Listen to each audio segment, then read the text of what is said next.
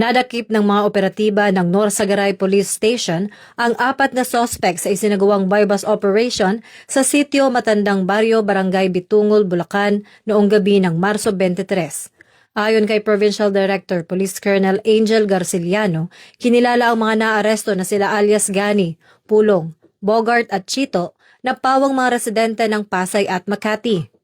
Sa pinaigting na kampanya laban sa iligal na droga at loose firearms, matagumpay na nakumpiska ng pulisya ang isang caliber .45 pistol na may bala, 11 sachet ng hinihinalang shabu na may tinatayang halaga ng 95,200 pesos at isang sasakyang ginamit umano sa iligal na gawain. Ang operasyon ay bahagi ng tuloy-tuloy na hakbang ng Philippine National Police upang sugpuin ang kriminalidad at mapanatili ang kapayapaan sa komunidad. Maharap ang mga sospek sa kasong paglabag sa RA 10591 at ang RA 9165, Act of 2006.